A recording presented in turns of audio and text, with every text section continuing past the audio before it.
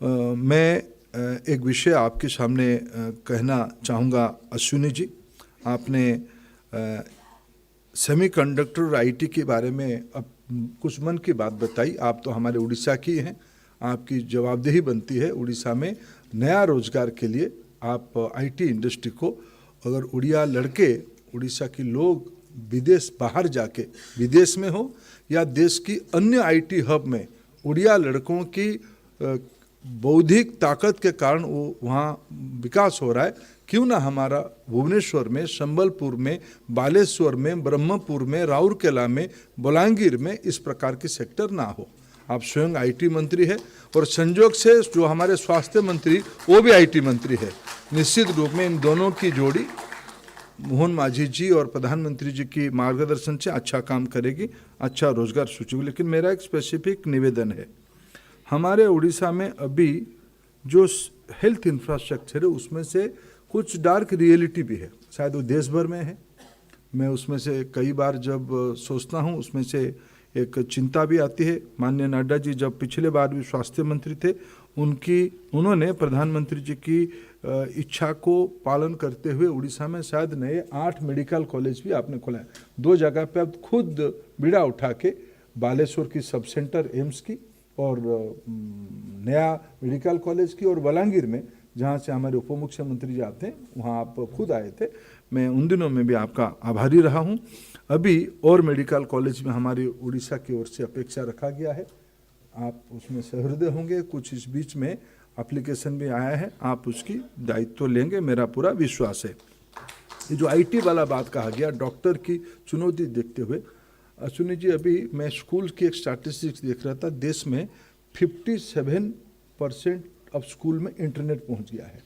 शायद अश्वती जी भी उड़ीसा में स्कूल डिपार्टमेंट देख रही थी, लगभग 50-55% स्कूल में भी वहाँ कभी हम लोग हिसाब कर रहे थे इंटरनेट पहुँच गया है। अगर आप थोड़ा, आपने तो पंचायत तक जब टेलीकॉम में थे उसमें आप उड़ीसा के लिए टावर और केबल लाइन, आपने 5000 टावर और लगभग सभी पंचायतों को 6500-7000 पंचायतों को केबल लाइन की आप योजना किए हैं। अगर आप नड्डा जी की सुफल योजना में, मोहन मांझी जी की नेतृत्व में, और खुद स्वास्थ्य मंत्री आईटी विभाग के मंत्री हैं, एक टाइम बाउंड अगर अधिकारी मित्र लोग बैठे डिजिटल हेल्थ सर्विस के लिए, इंटरनेट के माध्यम से डॉक्टर की परामर्श के लिए, टेलीमेडिसिन के नाम पे जो परिचित है, अगर ये हम आने वाले दिनों में 100% ग्रामीण इलाका में अच्छे डॉक्टर्स की सलाह टेक्नोलॉजी को यूज करके दे पाएंगे, शायद यही माननीय प्रधानमंत्री जी की सपना है। डिजिटल इंडिया सिर्फ शहरों के लिए नहीं, डिजिटल इंडिया गांव के लिए है। उड़ीसा शायद सौभाग्यशाली होगा, देश की आईटी मंत्री, देश राज्य की आईटी मंत्री दोनों उड़िया भाषा में बातचीत करके जल्दी ही, जितना जल्दी ही उसको आप क्रियान्वयन करोगे उतना जल्दी उड़ीसा की हेल्थ सर्विस में, उतना जल्दी अच्छा। आपने सेमीकंडक्टर की और पढ़ाई के लिए आपने जो सुझाव, मैं निश्चित रूप में उसको सराहना करता हूँ। निश्चित रूप में मैं मुख्यमंत्री जी की परामर्श करते हुए आपको और कम से कम उड़ीसा के सारे सरकारी इंजीनियरिंग कॉलेज उड़ीसा सरकार से जो सारे कर दीजिए, 5-4 दिए हैं और भी थोड़ा 2-4 आप हो ही, तो आपसे तो हम ज़्यादा मांग ही सकते हैं, उसमें क्या है। आईआईटी एनआईटी 2 है, बाकी हमारे कम से कम उड़ीसा सरकार की जो मुख्यमंत्री जी की ज़िले में भी एक नया सरकारी इंजीनियरिंग कॉलेज खुला है। ये सारे कॉलेज में अगर आप सेमीकंडक्टर और न्यू एज टेक्नोलॉजी के बारे में पढ़ाने की व्यवस्था करोगे, बहुत अच्छा होगा। मैं आदरणीय नड्डा जी, मैं आपके सामने एक रिपोर्ट करता हूँ। जब माननीय प्रधानमंत्री जी 2014 में दायित्व लिए, मन की बात शुरू हुई। प्रारंभिक दिनों में मन की बात में जो देश में लोग काम करते थे, अच्छे काम करते थे, मन की बात तो कोई राजनीतिक मंच नहीं है, लेकिन जो देश में अच्छे काम होता है उसको स्वीकृति देने का वो एक मंच है। आदरणीय नड्डा जी, प्रारंभिक दिनों में उड़ीसा की एक आशा बहन को, आशा वर्कर को, जिसकी नाम जमुना मणि, उसको ढूंढ निकाल के प्रधानमंत्री जी ने उसका स्वीकृति किया था। उसके बाद पता नहीं उड़ीसा में जितने भी प्रकार की, मेरा जो अनुभव है पिछले 15-20 सालों की उड़ीसा में, आशा वर्कर उड़ीसा की हेल्थ सेक्टर की एक प्रमुख बैकबोन है, रीढ़ की हड्डी है।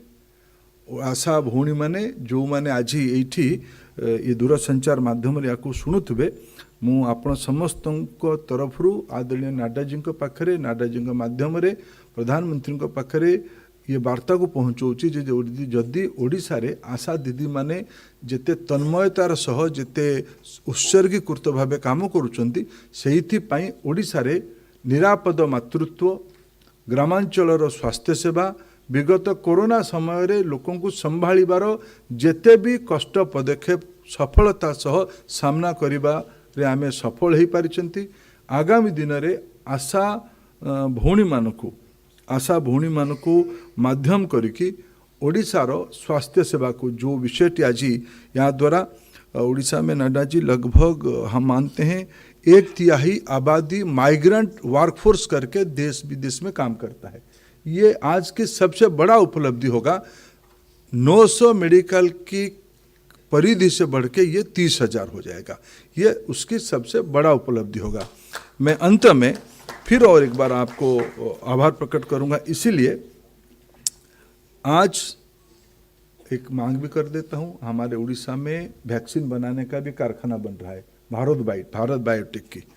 अभी अगर आप नाइपर के लिए हम लोगों ने आपको अनुरोध किया है, मैंने भी आपको अनुरोध किया है, मुख्यमंत्री जी भी आपको अनुरोध किए हैं, अगर नाइपर की एक इंस्टीट्यूशन उड़ीसा में भी खुलता है तो निश्चित रूप में आप आपकी सुविधा में करेंगे तो निश्चित रूप में हमें एक हमारे विद्यार्थियों के लिए अच्छा होगा।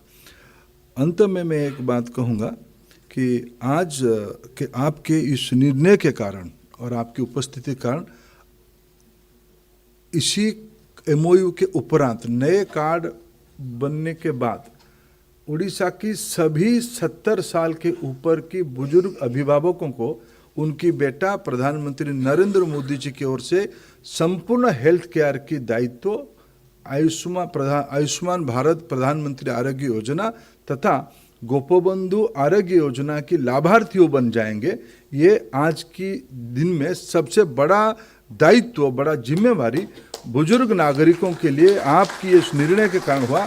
आज ओडिशार समस्त 70 वर्षर उपर गुरुजन मानकु वयस्क लोक मानकु बापा माँ तथा अन्य वयस्क लोक मानकु ये निष्पत्ति कारण जो भी आर्थिक वर्गर होंतु पछे संपन्न घर लोक होंतु किंवा गरीब घर लोक होंतु 70 वर्ष ऊर्ध्वर सबु नागरिक मानकु ये चिकित्सा सेवार अवसर मिलिबो। ये प्रकार एक महत्वपूर्ण कार्यक्रम आज भाया पवित्र दिन में आयोजित करा जाइथिबारु मु आदरणीय नाडाजी को कृतज्ञता जनाऊँगी। ओडिशार मुख्यमंत्री श्री मोहन चरण माझी को भी धन्यवाद दूची। नमस्कार।